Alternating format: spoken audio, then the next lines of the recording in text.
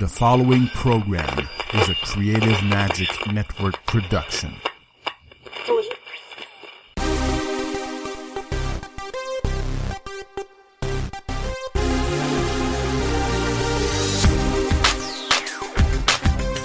Alrighty, hello everybody. Welcome. Come on in, sit down, relax, have a cup of coffee. Maybe you're on the treadmill, maybe you're driving, maybe you're doing the dishes, whatever you're doing.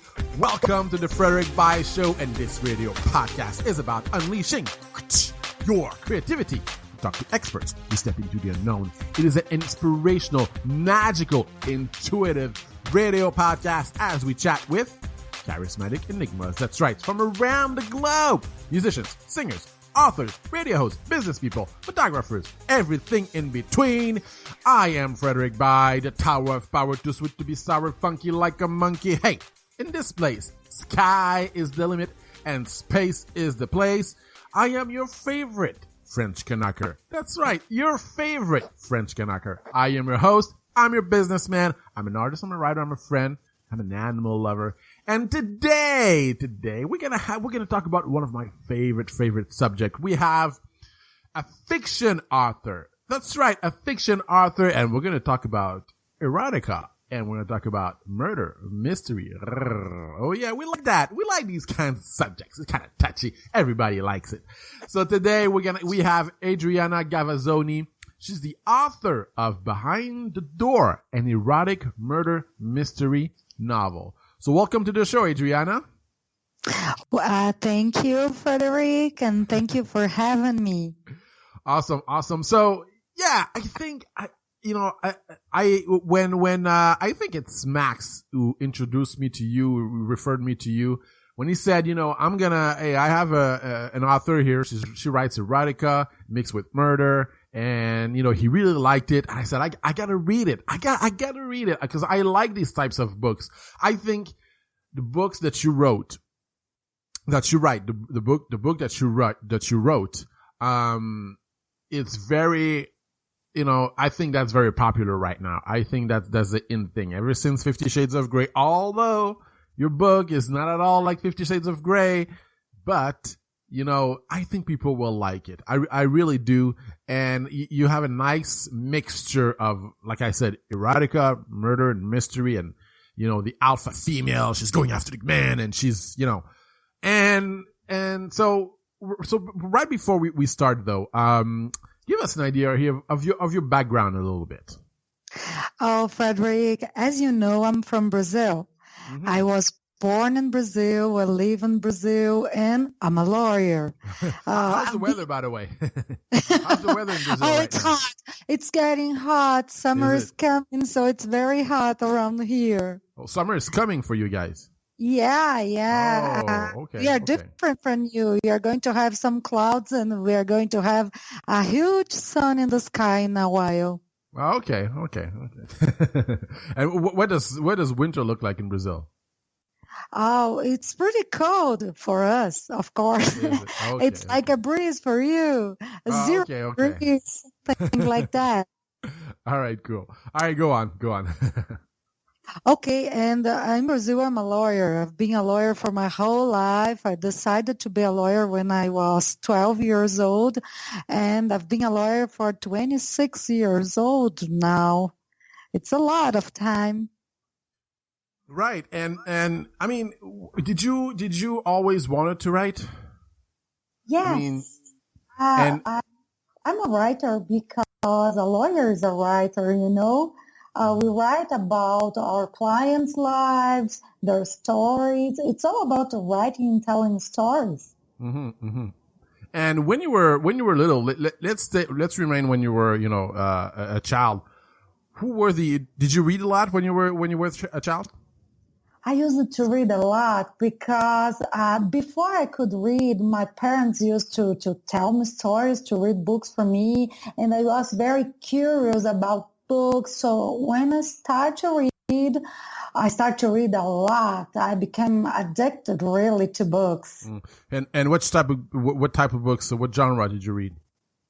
Oh, on that time, I used to read child's books, those little mysteries they do for kids in Brazil, some small stories, some fairy tales also. We had a lot of fairy tales, like Cinderella, Hmm. like Beauty and the Beast. All those kind of fairy tales are very common in Brazil also. And I used to read all kind of things. Hmm. And so you were into Cinderella, obviously. Oh, yes, I was into Cinderella. Every girl wants to be a princess one day in her life. Yeah, It's yeah. normal. Who was your favorite author back then?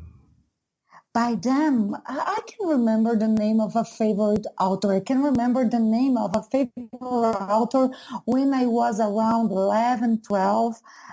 One of the first books that really caused me an impact. I read the book of Emily Bronte. This, I don't know if I'm going to pronunciate it correctly, but in French is You live on the monde, and it's uterine highs, I believe, in English. Okay. Um, I'm sorry, I didn't catch the last part. Uterine Highs is the name of the book. It's a Okay, book by okay. Emily Bronte. It was the first book that really caused a huge impact in my life. I was around 11, 12 when I read that. Oh, okay, okay, cool. And were you, what kind of kid were you? Were you a troublemaker? Were you a geek? Were you a nerd, or were you? What Not kind a of geek. kid? No, I have attention deficit hyperactivity disorder, so you can imagine. Really? I, yeah, yeah. Wow. I have a hell of an imagination. I was a kid always making trouble around me, always running, jumping, and doing a lot of things at the same time. It was hard for my mom, poor woman. Yeah. You have children now? No, I don't. I Okay, never okay. had kids, just dogs. All right. So you move on through life, and then you become a lawyer. Why did you become a lawyer instead of a novelist? Oh, I don't know. In Brazil, it was not common it is not common nowadays for someone to say, "Oh, I'm going to be a writer," and your parents are going to say, "Oh, congratulations." Right. It's not a profession in Brazil. It's something like a hobby. People don't face like a profession. So I had to think about a profession considered normal back then. And I loved rules, even if I was always breaking them. I loved the rules. I loved to write. I loved to try to convince people I was right. So I thought I would be a great lawyer. Hmm. So that's how I decided. So a great lawyer. That means, as you said, you got to write stories, fiction and nonfiction, I guess. More fiction than nonfiction. Well, I'm We glad. had to make it sound real. Uh-huh. Okay. And okay, well, I'm grateful for your honesty. I'm grateful for your honesty. You got fiction stuff. Now, what made you decide to finally release a book? Because Well, that's your debut novel, right? it's my debut novel. I started writing when I was 10 years old, okay? But I was so afraid people could read my little novels back then, my little books back then. But 2 years ago, I started to write and I decided to fulfill my dream. Yeah, I always had this dream to be a writer. I never thought it was possible. And when I decided, I started to write, and I thought to myself, it's going to be a professional thing. I'm going to do this to be a professional. I really want to become a writer, a professional one, and that's what I'm going to do. Hmm. And what? I mean, you're a lawyer, so you're used to the business life.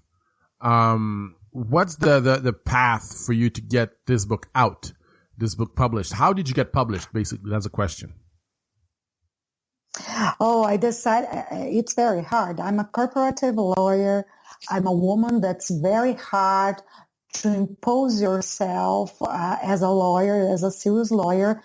I was also for 10 years a professor in the university, and I couldn't mix things. So my first thought was, I'm not going to publish this book in Brazil. I'm going to publish it abroad. I have to look for another country. I need a pen name. I need to disguise myself the best I can. So people are not going to mix my law career with my writer career. And so I decided to publish in the United States. And I started to look for a published company. And I didn't know anybody to help me. I started to send emails for publishers, and one day I received the email you wait for your whole life. Okay, we loved your book. It's great. We would like to offer you a contract. And I'm published. That's awesome. That's a nice story. Did you edit your work before? Because a lot of listeners would like, a lot of listeners would like to be writers one day. And did you edit your work before sending it to publishers? Did you or did you just write a first draft and then boom, you sent it? Like how did you do it? No. It's hard for me. I write in English, but my English is not perfect. I'm a foreigner, and I never lived for a long time in the United States, just a couple of months, so I can't write very well. I wrote my novel. I gave it first for a translator. He used to be my teacher, my English teacher in Brazil, and he helped me to polish the English. And then I found a grammar corrector, a grammar person to correct my novel. Then I sent to publicists. Okay. But when Lara decided to publish me, they assigned me an editor. And we worked a little bit more to polish some points of the story, and it was done. But of course, when I introduced the book to the publishers, to the publicists, I tried my best to give them a very clear text with no grammar mistakes and things like that. Right. All right, once again, we're here with Adriana Gavazzoni. She's the author of Behind the Door, an erotic murder mystery novel. Go pick it up. It's pretty darn steamy. It is steamy. And guys, right before continuing this conversation, if you have a passion, something that fuels your curiosity, well, on top of getting fascinating interviews such as this one straight to your inbox, when you subscribe to our free Creative Magic community, you will get super cool exclusive gifts in return, such as the ebook Happiness Quotes by the ambassador of happiness herself, Maura Sweeney, one of our hosts, and also an exclusive conversation with two of my favorite people, Alex Okoroji and the blind blogger, another one of our hosts here at the Creative Magic, as we talk about the influence of friends and college education on our lives, the competitiveness in a crowded field, the importance of business and financial education in arts and entrepreneurship, and more. And also, Alex has a special gift for you inside a book. That's right, I promise you will get inspired and entertained. Subscribe for free at frederickbuy.com. That's Frederick with a C, buy like bye-bye.com. All right, so now let's dive into the book. Why erotica? I mean, you could have kept it to suspense or mystery. Oh, well, erotica chose me. I didn't choose erotica. I started to write a romance.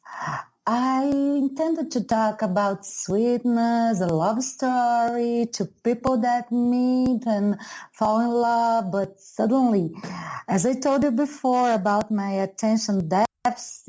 It gives me an incredible imagination. So the characters got life inside my mind. They start to have this wild sex. They start to kill.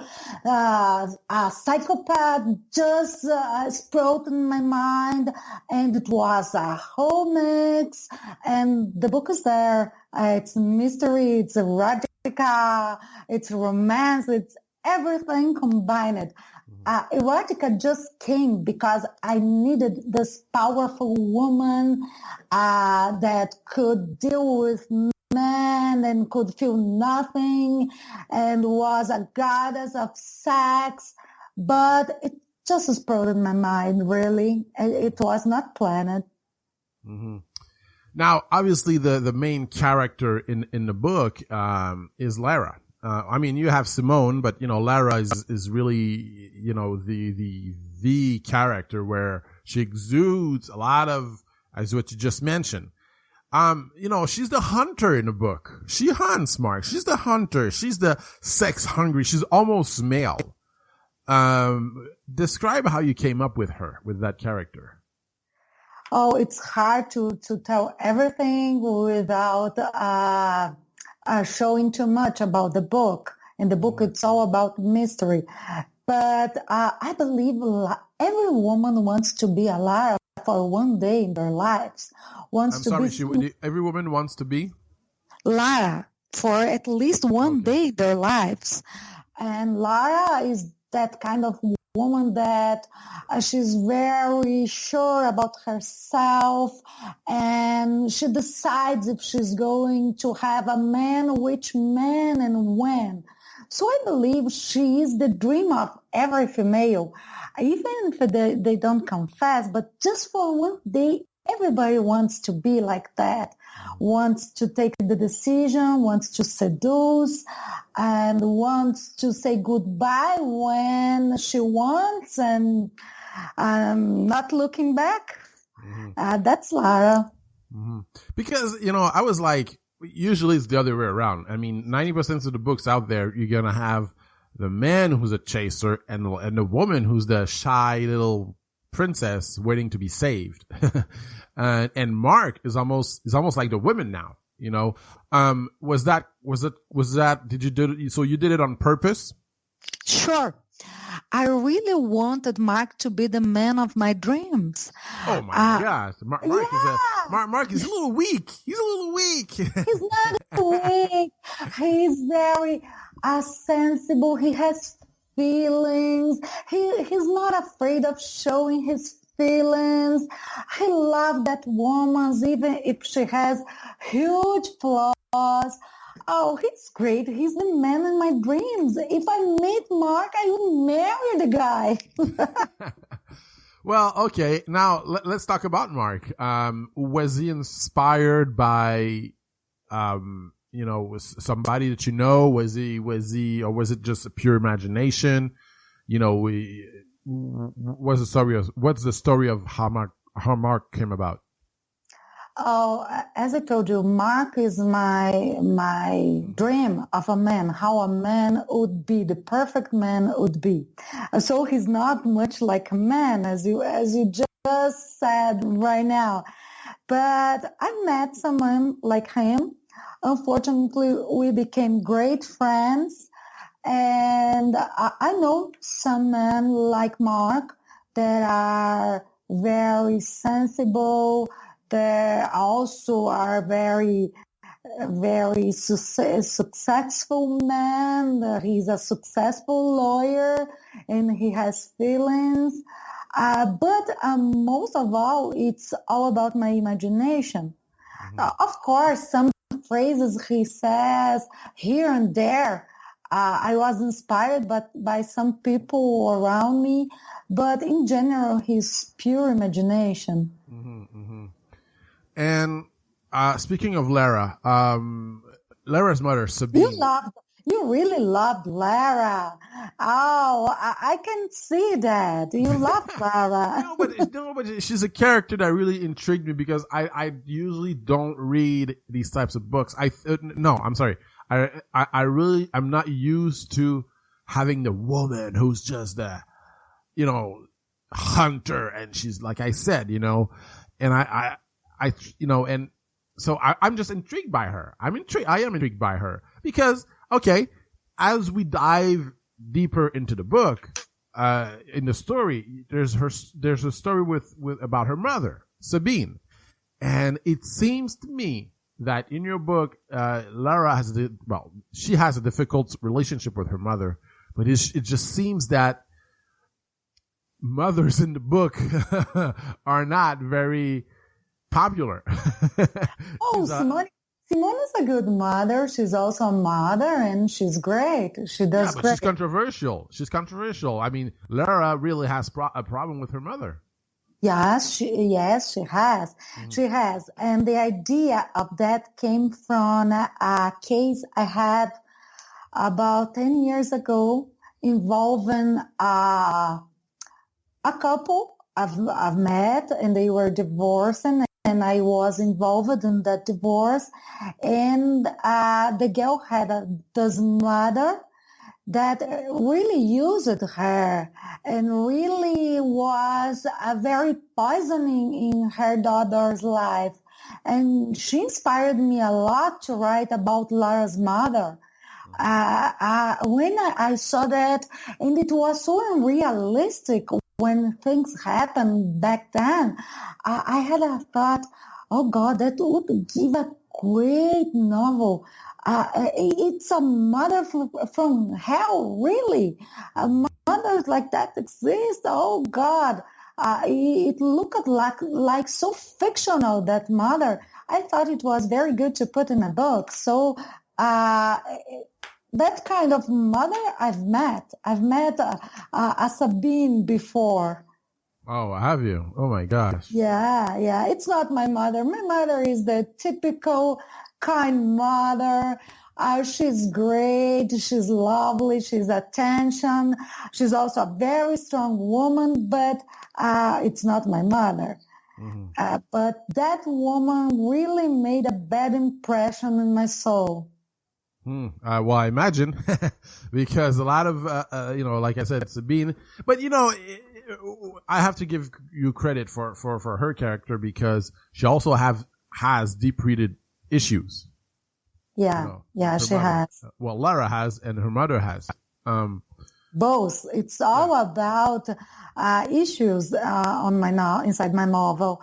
All characters that has huge psychological issues, dramas, traumas. I gotta give you kudos for Lara, because I don't know if I should say, because what you said earlier, maybe you're right. Look, I'm not a woman, obviously, but you say that every woman would like to be like Lara, like this hunter, this just for a day at least. And I as I was reading the book, I was like, geez, it's almost like a man could have written it. You know what I mean? Yes. Like, I'm like, okay, well, this is how guys think. How does she know how we think? How do you know how we think? Because you really transcribe it in the book. Because there is a very easy explanation. I have many male friends, and they use me like if I was their psychologist, their shrink. They tell me about their lives, about how they think. So I learned a lot how men think during my whole life. Mm-hmm. I just translate to the paper, to the screen. So.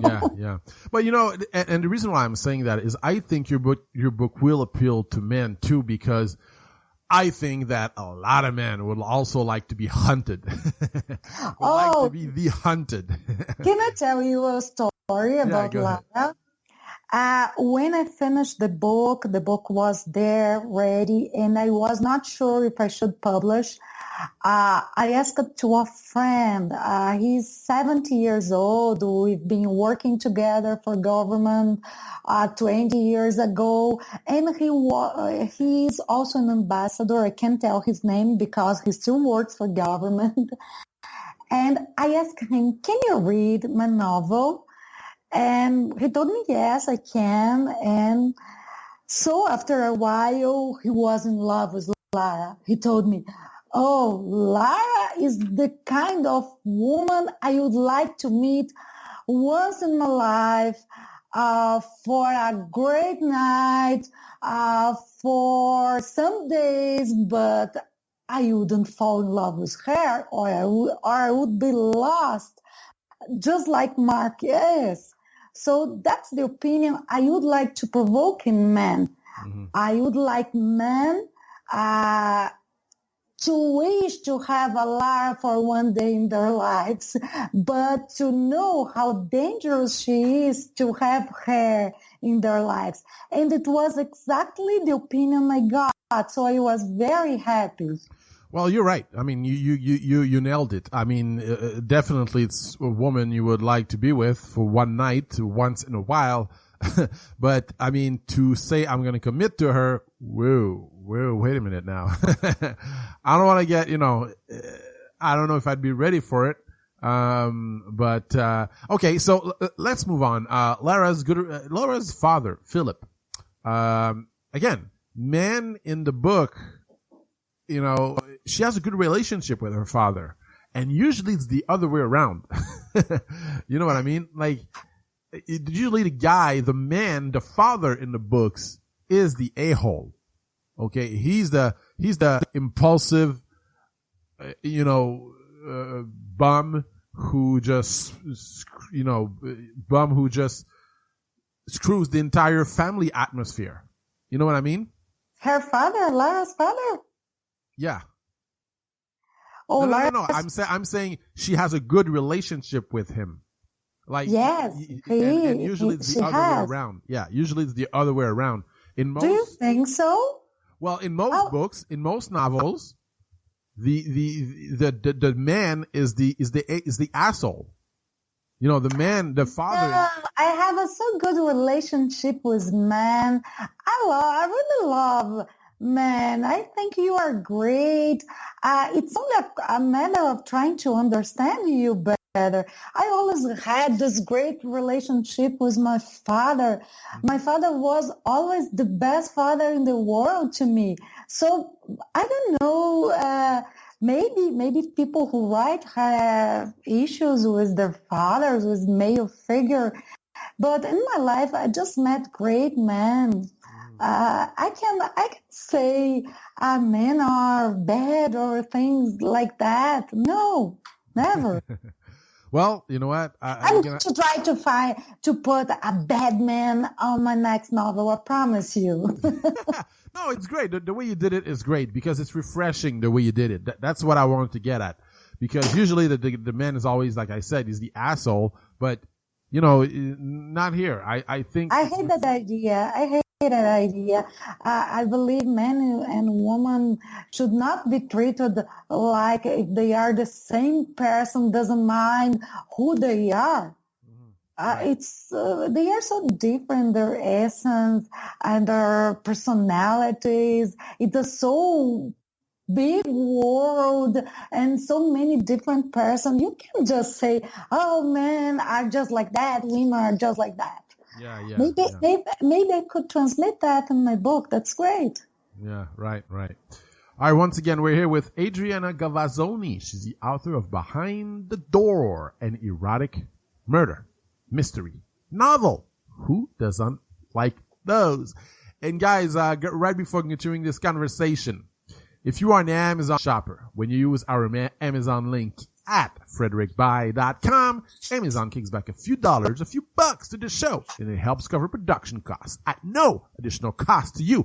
No hidden fees, no nothing, no BS. So if you like what you hear, you can help by going over to frederickbuy.com, Frederick with a C, buy like bye-bye.com, and click the Amazon link in the sidebar for all your online shopping. It is really that simple, and bookmark it to find it easier.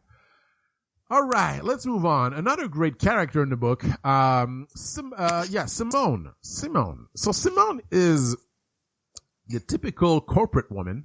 She's very professional in her. She's very competent, in her work. And what I like about her, and I think you really portrayed it great here. At home, she yearns romance. You know what I mean? She's a big corporate, she's a corporate woman, but she secretly yearns that romance. How did you come up with her? And what was your inspiration behind her character? The inspiration about Simone is a bunch of friends I have, women just like Simone. They are all successful. They are all independent. They built a beautiful career and they are all alone. And I always question myself, why are they alone? If they are so beautiful, so competent. And so I came up with Simone. Simone is really the friend of my age, the woman of 40 that has arrived to a certain point in her life where she prefers to be alone than to have someone just for company. She wants someone who is going to add to her life. She wants someone to complement her life. She doesn't want to depend on any man. She doesn't need, she doesn't want a man to be her hero.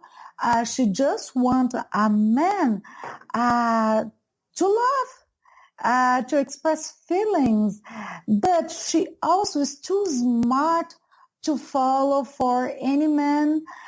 She analyzes a lot the man when he arrives near her. She has a lot of worries about what that man would imply in her life. And all my friends that are single or are divorced, and they are 40 or more, are just like that. They don't want to have a relationship just because. They need a reason to have a relationship, and they need to find a man to add to their lives, really. And that's Simone. Yeah, but are women in Brazil really live that way too?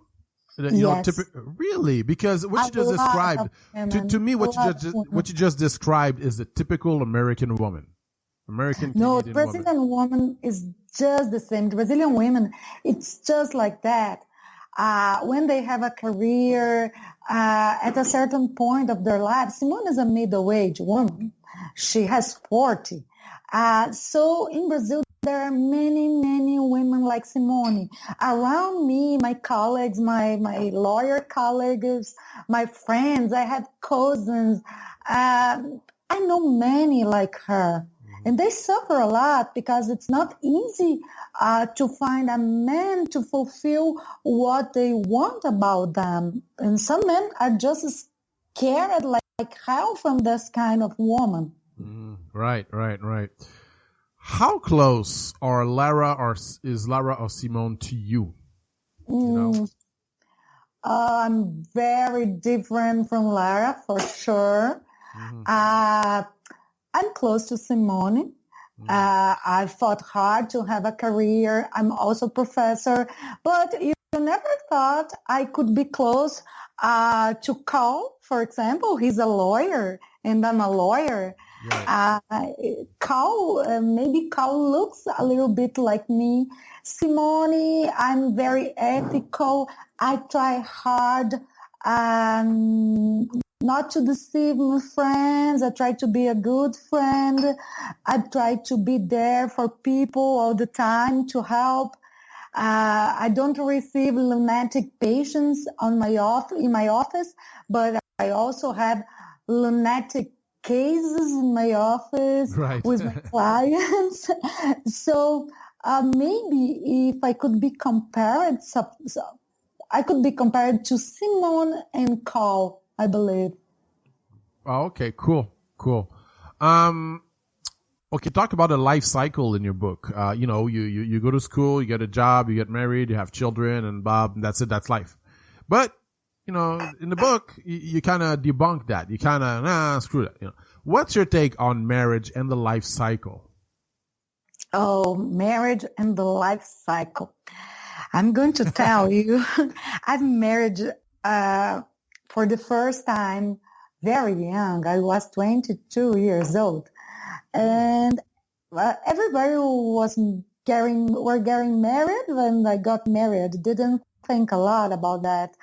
And I divorced 4 years later, and I married again, and I divorced again. And I'm now on my third marriage. So I don't trust much in marriage, you know. I believe marriage is a big step in life. I believe you must try to find someone that is very similar to you to go into a marriage. And when we are too young, we just think the contrary. We think that if we find someone very different from us, we are going to be happy. And that's not true. And cycle of life, I never wanted to have kids. So No, I'm not really. really. I think over here in America and Canada, we have this perception that in South America, it's more traditional, you know, because I know a Colombian woman and she's looking for a man, but it's like, you know, she's more family oriented. You know what I mean? Like she's and now you're telling me, no, hey, you know, I mean, it's not the be all and end all. No, I never had that.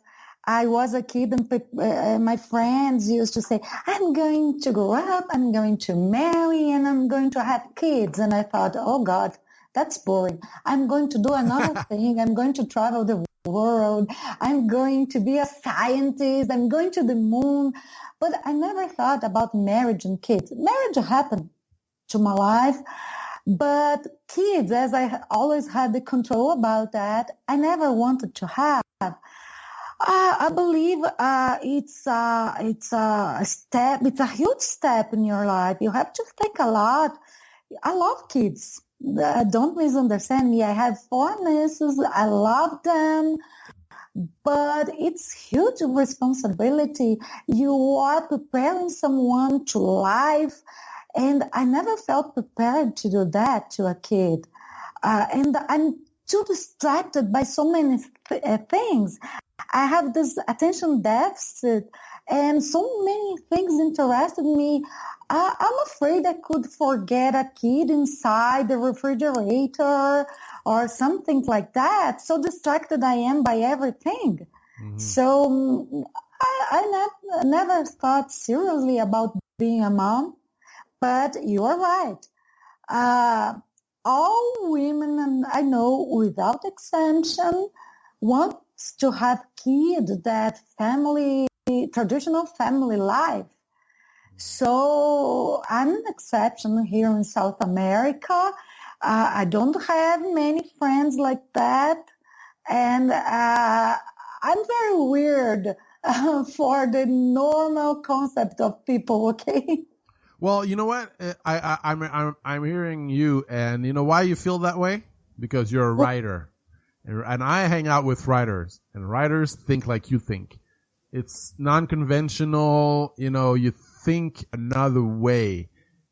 Do you follow me? Yes, I do, because I felt like that my whole life. Right. I didn't know it was a writer thing, but during my whole life, I was waiting for Mother Spaceship to come back for me. I felt so different from other people. I was always thinking in another way. I was always craving things people didn't. But I believe nowadays I'm diagnosed with deficit attention. I believe it's all about deficit attention because you have a strong imagination. You are really different from other people, and that makes you feel different. And that's the reason. And I believe many authors have deficit attention and they don't know. Many creative people have deficit attention. It's weird, but there is a lot of people with deficit attention and they don't know that. Right.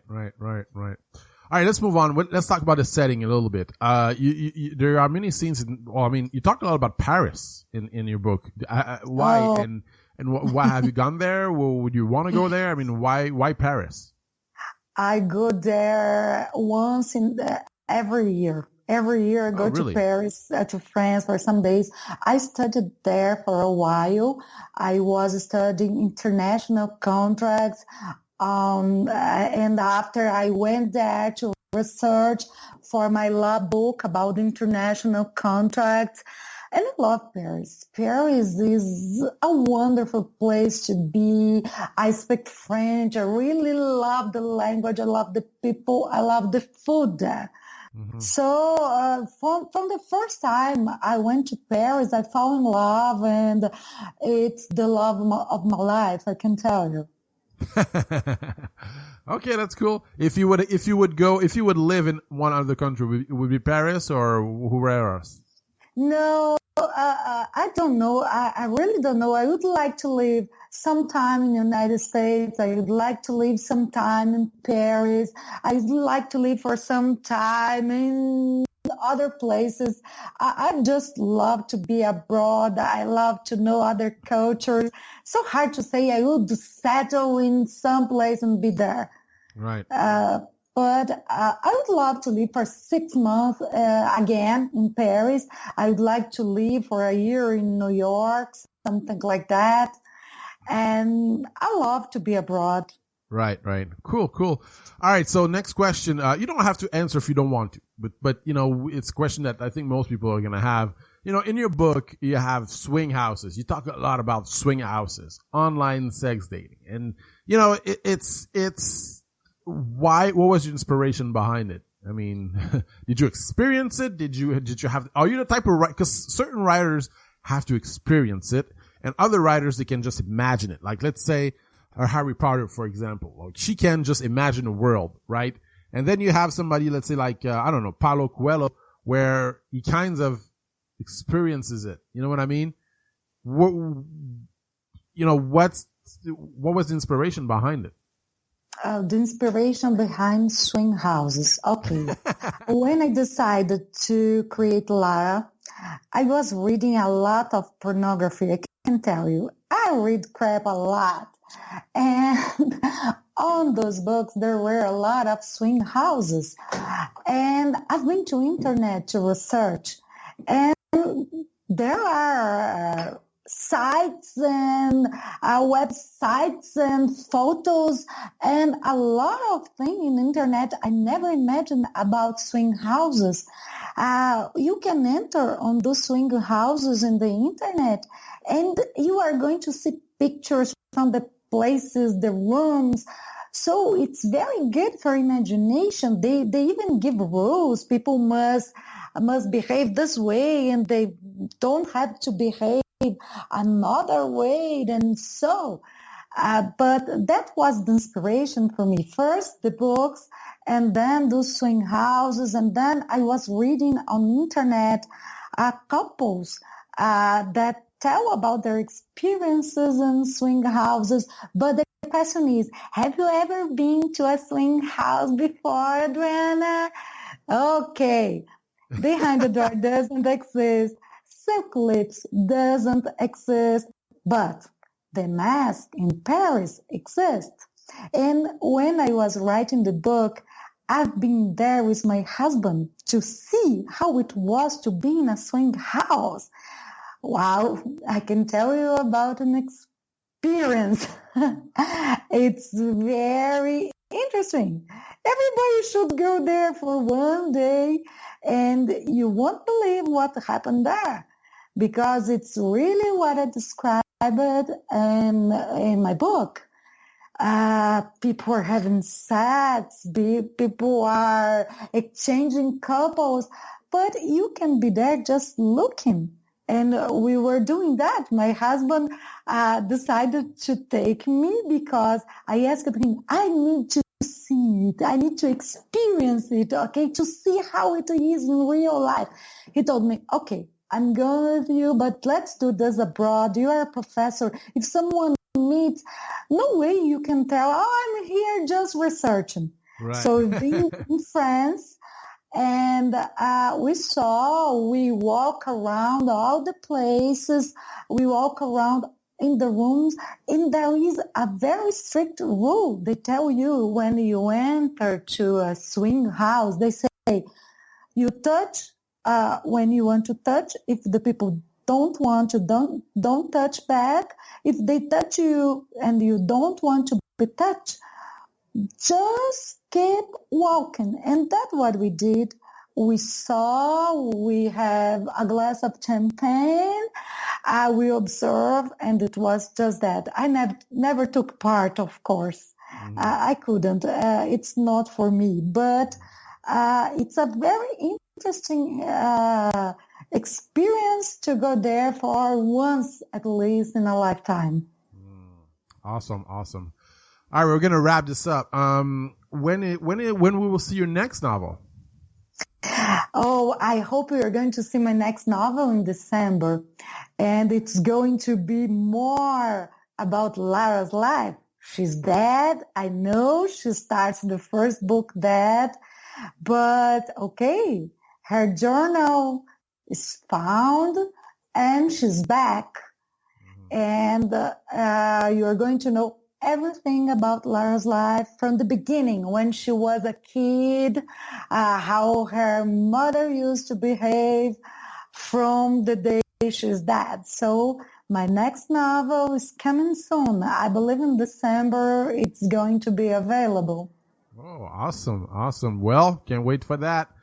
All right. Her name is Adriana Gavazzoni. She's the author of Behind the Door. Go pick it up. An erotic murder mystery novel. And where can we buy your books, Adriana? And where can we find you?